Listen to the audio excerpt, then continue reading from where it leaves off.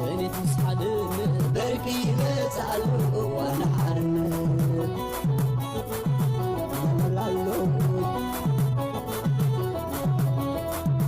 أبزقوا أهدف إشمت مزنزع نتم كل سنة دوا مسكرزع زمن مسافتي مننا بعرف ماما زمن السندري لا تعصر قاما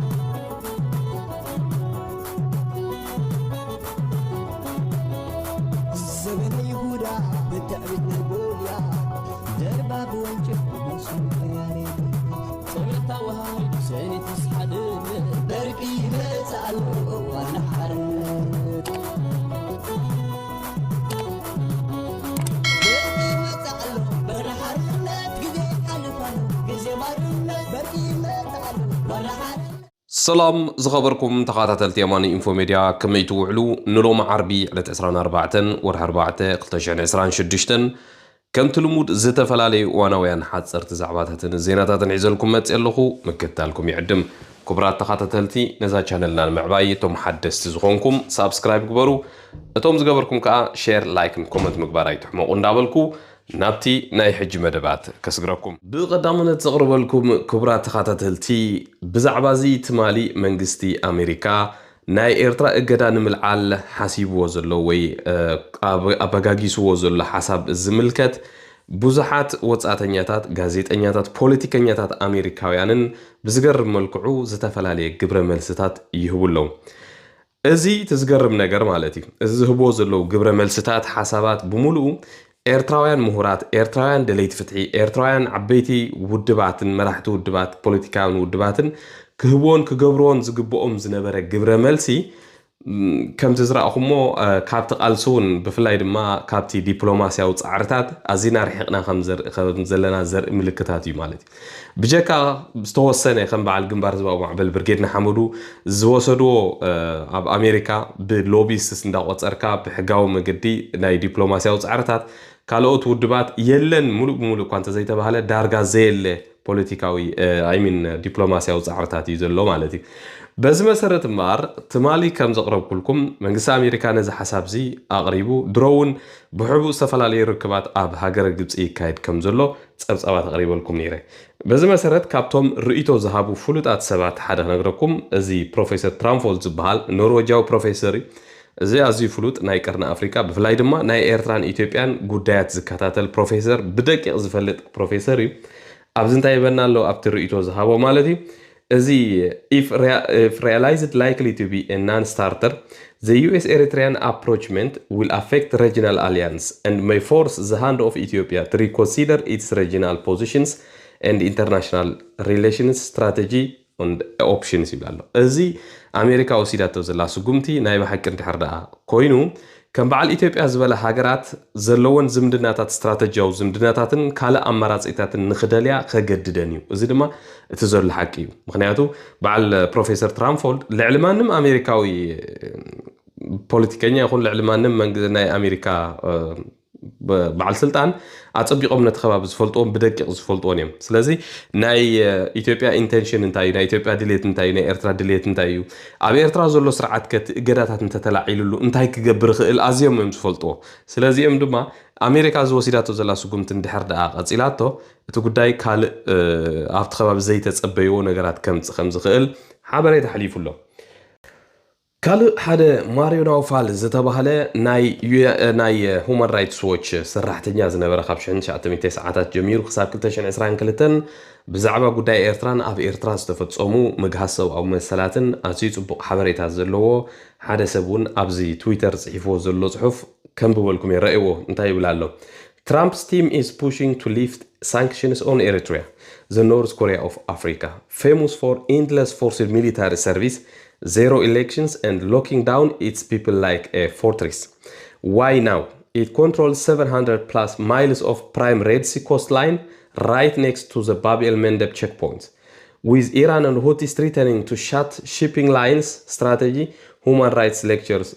at least for Trump people. حجي እንታይ ይብላሎ ስለምንታይም ኣሜሪካውያን ኣብዚ ሰዓት እዚ ሃንደበት ነቲ ናይ ገዛእ ህዝቡ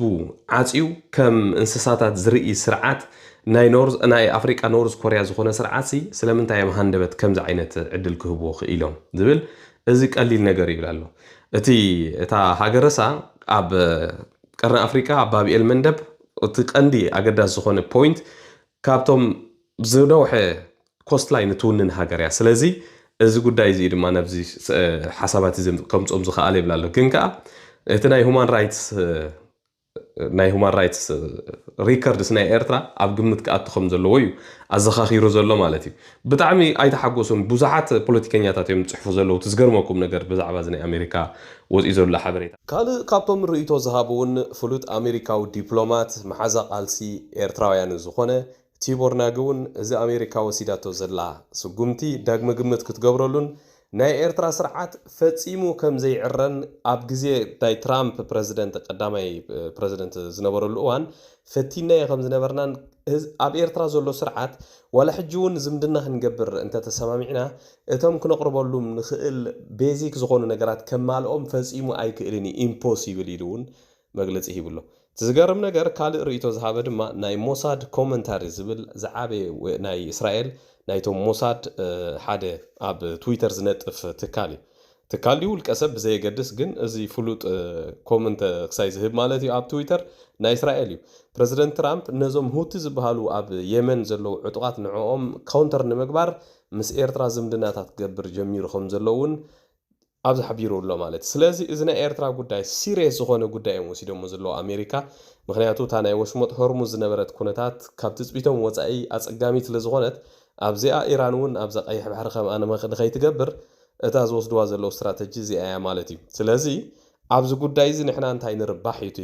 ወይ ከዓ እንታይ ክንገብር ኣለና ብኸመይ ክንከዶ ኣለና እቲ ዝዓበየ ሕቶ ናይ ተቓለስቲ ክኸውን ዝግብኦ ሕጂ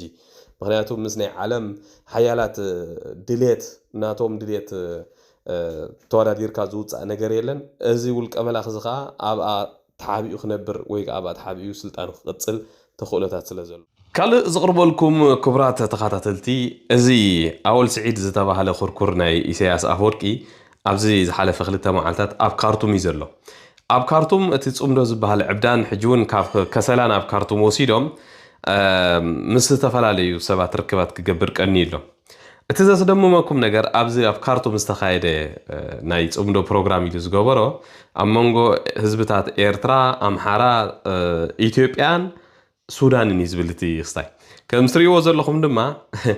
እታ ትግራይ ትብል ኣውፅዮማ ካብቲ ጽምዶ ኣውፅዮማ ሕጂ ረእዎም እንታይ እዮም ዝገብሩ ዘለዉ እንታይ እዮም ዝሰርሑ ዘለዉ ንምርድኡ ማለት ብፍላይ እቶም ተጋሩ ኣሕዋትና ክትርድእዎ ዘለኩም ህግደፍ ማለት ሓንቲ መዓልቲ ብዝኾነ ይኹን መለክዒ ሜይቢ እውን በዚ ናይ ኣሜሪካን ናይ ሕብረት ኣፍሪቃ ሕብረት ኤውሮጳን ኣብዚ ሕጂ ሰዓት ዝወስድዎ ዘለዉ ስጉምትታት ምስ ኣብዪ ኣሕመድ ምስ መንግስቲ ኢትዮጵያ ናይ ምዝርራብ ናይ ምድርዳርን ዕድል እንተረኺቡ ሓንቲ መዓልቲ እውን ከም ዘይጸንሕ ንዓኹም ኣረኪስኩም ነዚ ኩሉ ህዝቢ ትግራይ በዲሉ ሓንቲ መዓልቲ እውን ከም ዘይጸንሕ ርድኡ ነገር እዩ በዝኾነ እንትሪእዎ ዘለኹም እቲ ናይ ህዝብታት ትግራይ ዝብል ኣውፅኦም ኣለዎ ካብቲ ጽምዶ ማለት እዩ ብጣዕሚ ዝገርመካ ካልእ እዚ ኩርኩር እዚ መቸም መዓልታ ዝኣኸለት ድሙ ኣንጨዋሲ ኣብ ኣፍ ድሙ መፅያ ትስዕስዕዲ ዝበሃል ምስ ናይ ውልቀ መላኺ ኢሳያስ ኣፈወርቂ ስእሊ ምስ ናቱ ብሓንሳብ ገይሩ ኣማልያ ነቶም ሰባት ዓዲልዎም ጎኑ ዝኸዱ ዘለዉ ጋር ትሪእዎም ዘለኹም እዚኣ ጉዳይ እዚኣ እውን ሓደ ካብቲ ዘስተውዓልኩላ ጉዳይ መቸም ኢሳያስ ኣፈወርቂ ኣይኮነንዶ ማዕረ እዩ ክትስኣል ከምዚ ኢልካ ገለ ምዕባለታት እንተርእካ እውን እንታይ ክገብር ዝኽእል ፍጡር ምዃኑ ኩልና ንፈልጦ እዩ ናይ ዝወዲ ዝዕድል እውን ርዱእ ነገር እዩ ጽሑፍ ስለ ዝኾነ ማለት እዩ ብኻልእ ኣብ ሱዳን ኣብ ዝተገብረ ርክባት ትዝገርመኩም ነገር ክሳብ ካብ ሶማል ናይ ኣልሸባብ ወከልቲ ከይተረፈ ኣብቲ ቦታ ከም ተረኽቡን ሓበሬታታት ወፂኡ ኣሎ ምናልባት እቶም ናይ አልሸባብ ዝተባሃሉ ዕጡቃት እውን ምስ ናይ ሰራዊት አልቡርሃን ኮይኖም ይዋግኡ ከም ዘለዉ ሓበሬታታት ይወጻሉ እዚ ማለት መንግስቲ አሜሪካ ኣብ ዝሓለፈ እዋን እቶም ምስ ሱዳን ምስ አልቡርሃን ዝዋግኡ ዘለዉ ሓይልታት ብዙሓት ሓይልታት ልዕሊ 12 ዝኾኑ ሊስት ገይርዎም ኣሎ ካብኦም ናይ ቴሮሪስት ኦርጋናይዜሽን ምዃኖም ማለት እዩ ስለዚ ህግደፍ ኣብዚ ሰዓት እዚ ኣብ ልዕሊ መንግስቲ ኢትዮጵያ ጸቕጢ ንምፍጣር ከምኡን ንትግራይ መሊእኻ ንምጥፋእ ናብ ኩናት ንምእታውን ዘይፈሓሮን ዘይገብሮን ነገር የለን ከም ትሪእዎ ዘለኹም ኣብ ሱዳን ኣብ ካርቱምን በፂሕሎ ማለት እዩ ምስኡ ኣብ ዝተተሓዘ ድማ እቲ ጽምዶ ብትግራይ ወገን ዝጀመረ ኣብቲ መጀመርታ እዋን እውን ብዙሕ ኣዝዩ ሕማቕ ዘረባታት ዝዛረብ ዝነበረ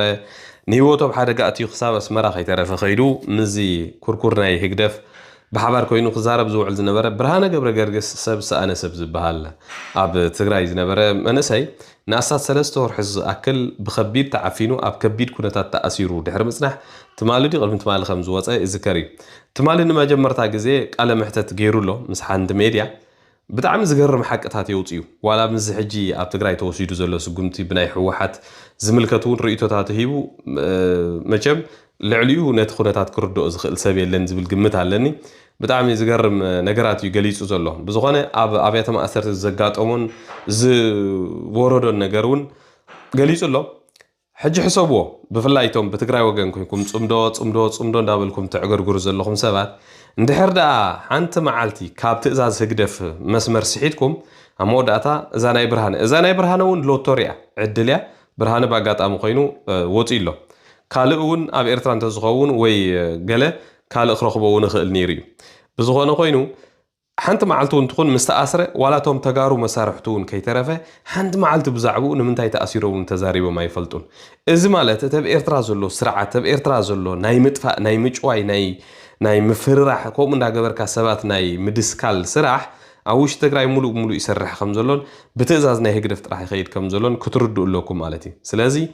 بزي برهان زبال حاوناون من هالبات زفلت وسبات ويتفلت وسبات نحرال لهم تقالات إفو كحجو خوصدهم زخلو نقرات كل خمزلوون كفلت علوون تزي كوينو كالا يعدل زبال نقر كم زيلا فوليتيو اسكا قال خابتو استزاربوون حانتن اشتي فيديو اللي غاس معكم سو زي أفضل لكونا تسويل كازيلا نقر بديسيبلين تتحيث دليل كاسوات بان يتغيروا ديسيبلين تقادا لا يركو ناي من قسقاس مسل دو سلك ناي مدوال مس بيسو ناي مرخا مس بتصوتو ناي مرخا مسل كله مس بتصوتو ناي مرخا مالك بديسيبلين تناتي تحزا قمدعلو ناي نفس قتلي مس مالك اوريدي معفاني نير مالك تاني حتير مالك لفا هو نقر يلن كل سرحنا سراويتنا سندا زاكل يسرح نيره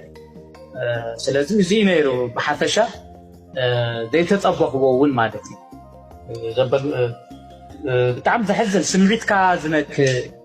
مقدالك زتصل سرح هو تاريخ زوقس عينك تتحزا بسرون دطلق كان انا دزيدي تغاري لقدت ولا عينك نجار حما قسالتات نفتوسن زقبر نجاري نيرو تو بخالكم ناي ديسيبلين كوميتي مصاريت بخال تزارونس لمنتاي لهايله دلويت مسك مدسلو وحات انت قال ساعات نعرقاي لمتاي خمسة تقول يدير بح مالتي ده حرف كنت تحفظ ولا خالي تتحفظ مالتي سو زياتهم اليوم انا بايت اللغه بايت عدي تقاليسي تبيد مسوات خفيله حيل دبيت دي زقروا نتግራይ ويسال سو خمجه عيل ነገራት እንደው እዚኦም ተምካበሪ በዋናነት አነ ንክሰር ኩነታት ዘመቻቸው ውድብ ህወሓት ምኻዱ ቤት ጽሕፈት ክፍላካ ቤት ጽሕፈት ህወሓት ምኻዱ ግን አጸቢቁ ይርደን ያነ ህወሓት ያለ ሲራትኒ ቦክልና የታሲረ ማልውን ይካዴ መሳሩም ዘይኮነስ قال مسوء ستحازة تمالي زرأخوا سئلي مجمع محبرا ميديا بزحات رئيكم مالهم بزحات تقارون كزارة ولا وعيلة مالهم اتزعبه ناشنال وردت ويكا هاقراو وردت دهان بناي تقراي ولا كللاوي ويكا بهراو وردت إلا هنطوع نخل اتتمالي قبل على حزب تقراي كبيد جبن زفتسمه كبيد جبن كم زفتسمون أوش تقرايون أب حدا تاريخاو زخونه حاولت ناي تقراي أب أخصم كيلو كمدر زوعله نتجارو نابتنا يقدم 5 عام زنبره تاريخكم مليسناكم زبله تقراي تبهال قراري منات فينا يانا زبله دحرجي خاب تقراي زبقس خون يكون حيل يلن اندابله نوغو محبراو ميديا وصيف عفر صنحه نتي بزتفلالو سبات استفصمه بتقراي جبن انكولاينا ኢትዮጵያ ሰራዊት ከይተረፈ استفصمه جبن مصيو بافو زراغاغص ነበረሰብ መቼም كسابلومي كمز أول سعيد زبهال سب بقافو جبن كمز فتسأم بتقراي زرقاقة سب بزو حيرانا بتي دوكومنتات قلمالات راحنا نرئي مالتي إذا سب زقن ملو بملو بزي زغون يكون فرحي أو لعلى تقراي استفتسأم نقر أو وش تقراي كوينو كونيلو أبت تاريخ أو بوتا خيلو شقوط إنها تقوسه نهز بتقراي بز حمم مقدي استزارة بسب ትማሊ ኣባላት TDF ምስኡ ክሰኣሉ ክቀዳደሙ ከለዉ ዘርኢ ስእሊ ምስ ረኣኹ ብጣዕሚ ገሪምኒ ሰንቢደ ማለተይ ክሳብ ክንዲዚ ዝኣክል ውርደት ክሳብ ክንዲዚ ዝኣክል ውድቀት ፈፂመ ተፀቢእ ይፈልጥን እየ ብዝኾነ ምናልባት ነዚ ፖለቲካ እዩ ረብሓ እዩ ኢሉ ክዛረብ ወይ ንዕኡ ከምኡ ኢሉ ነዘረባ እዚ ሌጂቲሜት ክገብሮ ዝፍትን ሰብ እንተልዩ ነብሱ ጥራሕ እዩ ዝታልል ዘሎ ማለት እዩ እዚ ትዛዓበየ ውርደት እዩ ዋላ እውን ነቲ መጻኢ ወለዶ ናይ ትግራይ እውን ብሞራል ብኩሉ ሞራል ክሰብር ዝኽእል ኣዝዩ ሕማቕ ስራሕ እዩ ዝስራሕ ዘሎ ማለት ትማሊ ንጎ እሞ ድማ ኣብዚ ዲጂታላይዝ ዝኾነ ግዜ ኩሉ ሪከርድ ዝኾነ ዶኩመንት ንህዝቢ ትግራይ ብዝኸፍአ መልክዑ እንዳፀረፈ ከሎ ብናይ ሃገር ቴሌቪዥን ተወኪሉ ፀርፍ ዝነበረ ሰብ ሎሚ ከም ሓደ ፍሉይ ጋሻ ዝመፀካ ፍሉይ ናይ ትግራይ ሰብ ዝመፀካ ከም ዲልካ ክትቀበሎ ዝሕዝን እዩ ንተጋሩ ነቶም TDF ትማሊ ተዋጊኦም ህይወቶም ዝኸፈሉ ኣካሎም ዝኸፈሉ ከማን ከምዚ ኢልኩም ተሳኢልኩም ሎም ኣይትፈልጡ ብጣዕሚ ተሕዝኑ ግን ውዒል ሓዲሩ ትጉድኣት ንዓኹም እዩ ወላ ሓንቲ ንሕና ርእይቶና ጥራሕና ንህብ ዘለና ትበኣና ወገን ዝወረደ ጉድኣት ከዓ ባዕልና ኣለናዮ ማለት እዩ ቀፂለ ዘቕርበልኩም ክቡራት ተኸታተልቲ ሎማ ዓንቲ ካብዚ ናይ ፅምዶ ወዲ ፅምዶ ምስኡ ዘለው ኮራኹራ ኣይንወፅንን ዲና እዚ ሰብኣይ ዝትፈልጥዎ ዶ ትዝክርዎ ዶ ኣሕዋት ቅድሚ 2-3 ወርሒ ቢል ይኸውን ኣብዚ ማሕበራዊ ሚድያ ኣነ እውን ሓደ 2 ቪድዮታት ተቕሪበልኩም ነይረ ኣብ ኣስመራ ኸይዱ ኣብ ኣሜሪካ እዩ ዝነብር ቀደም ኣብ ትግራይ ተወሊዱ ካብ ትግራይ ብቐጥታ ናብ ኣሜሪካ ኸይዱ ኤርትራ ኣይፈልጣን ነይሩ ኣብ ኤርትራ ኸይዱ ዘይበፅሖ ቦታ የለን ዘይተዛረቦ ነገር የለን ክሳብ ኣብ በዓል ሰርሓ ኣብ በዓል ባድመ ወሲዱ ባዕሉ ተኣወል ስዒድ እቲ ዘሕዝነካ ነገር ፅምዶ እንዳበለ ከሎ ኣብ ልዕሊ ተጋሩ ዘለዎ ፅልኢ ክነግሮ ከሎ ዘርኢ ቪድዮታት እውን ኣብዚ ዘርጊሕና ልኩም ነርና እዚ ሰብኣይ እውን ኣብኡ ኸይዱ ካልኣይ ከም ተፈጠርኩ እየ ኣብ ኤርትራ ዘሎ ዲሞክራሲ ኣብ ካልእ ዓለም ፈፂሙ የለን ኣነ በቃ ንኻልኣይ ግዜ ተፈጢረ እንዳበለ ኣብዚ ማሕበራዊ ሚድያ በፅቢፅና ኸሪሙ ነይሩ ንሕና መቸም ትዝረብ ዝነበረ ዘረባ ከም ዘይኮነን ከም ዘይከውንን ንፈልጥ ስለ ዝኾንና ስቑኢልና ንሕሊፍና እዩ ኣብ መወዳእታ ግን እዚ ሰብኣይ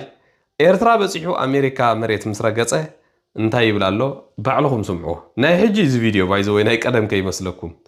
እዚ ኣወል ስዒድ ዝበሃል ምስኡ ዝቐነየ ሰብ ምናልባት ካልእ ካብ ንቡር ወፃኢ ገለ ግደ ገይሩ ቢልዎ ኮይኑ ብዘይገድስ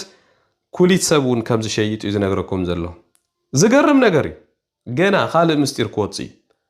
ሕጂ ሽዑ ተዛሪብና ኢና እዚ ሰብኣይ እዚ ኣብ ኤርትራ ኸይዱ ዝዛረቦ ዘሎ ምናልባት ገለ ኣውሲዶም የዛረብዎ እንተልዮም እምበር ካብ ኩሉ እዚ ሰብኣይ ስቑኢሉ ዝተረኣዮ ነገር ይዛረብ ነይሩ ቅድሚ ሕጂ ዋላ ኣብ ኤርትራ ምስ ከደ ግን ካልእ ክኸውን ፈቲኑ ምሽ እታ ዘላ ሓቂ ግን እዚኣ እያ እታ ዝዛረባ ዘሎ ናብታ ቪድዮ ከዓ ከቕርበልኩም እየ ክትኣምንዎ ከይትኣምንዎ ናትኩም ይደቂ ኣነ ግን ሕጂ ኢለ ነግረኩም ኣለኹ ራይዶ ኣወል ስዒድ ኩሊት ይሸይጣል ክሳብ ሕጂ 18 ሰባት ኩሊት ምምሻት ጀሚሩ ኣሎ እሱ ጥራሕ ኣኾነ ትፈልጡ ተኾንኩም ኣእዛን ናይ ሰብ ኩሉ እንዳቆረፀ ይሸይጣል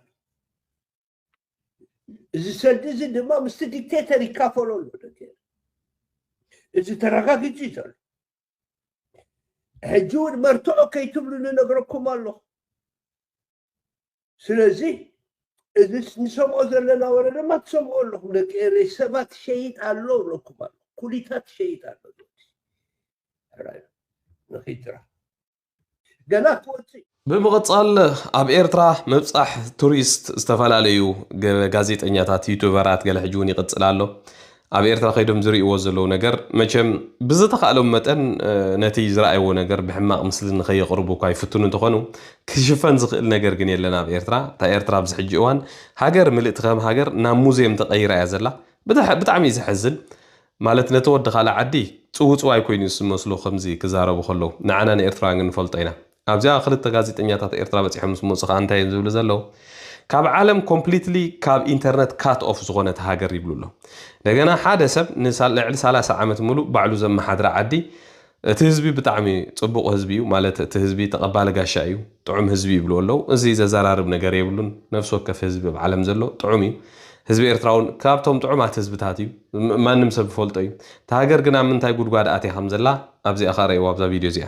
I just landed in a country that some people call the North Korea of Africa, but ironically, the streets look more like Italy, considering it was colonized for over 50 years. This is a country that is completely cut off from the internet, and one that has had the same leader for 30 years. Yes, I'm talking about Eritrea. Eritrea is a country that is shrouded in mystery, considering tourists were not allowed in the country until only a few years ago. Many men are forced to do many years-long mandatory military service, which means that as long as they're in the military, they're trapped inside the country. But despite this, and the heavily controlled internet situation, this is such an incredible country. People are friendly, the food is incredible, and there are many religions coexisting at the same time. I'm so excited to take you with me to a country that most people do not know much about. It is a country that so many people have left from and so many people yearn to go back to. Come with me to Eritrea. See you in the next video. ኣብ መወዳእታ ዘቕርበልኩም ድማ ክቡራት ተኸታተልቲ ናይ ደቡብ ሱዳን ፕረዚደንት ሳልቫኪር ካብ ስልጣኑ ክወርድ ከም ዝኾነ ትማሊ ባዕሉ ኣብ ዝጸሓፎ ደብዳቤ ኣረጋጊጹ ኣሎ። እትሪእዎ ዘለኹም ናቱ ኦፊሻል ደብዳቤ እዩ። ካብ ስልጣኑ ድሕሪ ነዊሕ ዓመታት ከም ዝወርድ እዚ ድማ ሓበን ከም ዝስምዖ ኣፍሊጡ ኣሎ ማለት እዩ። እዚ እንዳኸደ ከለውን ሽንቲ ዝመልቆ ክኸይድ ከለውን ተደጊፉ ዝኸይድ ክዛረብ ከለውን ተደጊፉ ዝዛረብ ሳልቫኪር መቸም ርኢኹሞ ኢኹም ነቲ ሃገር ብዝኸፍአ መልክዑ ዘዋረደ ፕረዚደንት እዩ። እሞ ድማ ኣብቲ ሃገር ድሕሪ ላዕላውነት ምርካባ ኣብቲ ሃገር ኣጋጢሙ ዘሎ ኩናት ሓድሕድ ካብቶም ቀዳሞት ተሓተቲ ዝኾነ ፕረዚደንት እዩ። በዚ ኮይኑ በቲ እዚ ፕረዚደንት ካብ ስልጣኑ ከም ዝእለ ሓቢሩ ኣሎ። ናቱ ተኸታሊ መን ክኸውን ይኽእል ብኸመይ መገዲ እዮም ትራንዚሽን ክገብሩ ዝኽእሉ ኣዘራርባ ብዛዕባ ኮይኑ ስለ ዘሎ ሎማዓንቲ ናይ ኣሜሪካ መንግስቲ ካልኦት ናይ ዩኬ ናይ ፈረንሳ ናይ ካልኦት ብሓባር ኮይኖም ዘውፅኦ መግለፂ እውን ኣብዚ ኣለኩም። በቲ ናይ 2018 ተኽስዶን ናይ ዶም ባል ምስቲ ሪክ ማቻር ዝበሃል ናይቶም ካልኦት ዓሌት መራሒ ሙዙ ብዝተበፅሐ ስምምዕ መሰረት እቲ ምስግጋር ክግበር ከም ዘለዎን ኣብኡ ከም ዝኣምኑን እዚ ድማ ብፅኑዕ ይከታተልዎ ከም ዘለዎን ሓቢሮም ኣለዉ። ደቡብ ሱዳን ሓንቲ ካብተን ኣብ ቀርኒ ኣፍሪቃ ዘለዋ ብነዳድን ዕቑር ጋዝን ዝሃፍተመት ሃገር እያ። ትዝሕዝነካ ነገር ግን ገና ላዕላውነታ ምስ ረኸበት ድሕሪ 4-5 ዓመት መሊሳ ናብ ኩናት ዝኣተወት ተሕዝን ሃገር እያ ማለት እዩ። ብሰዓት እዚ ብዝኾነ ኔክስት ዲክታተር እውን መን ከም ዝኸውን ርዱእ ነገር እዩ። ሳልቫኪር ከምዚ እንድሕር ኮይኑ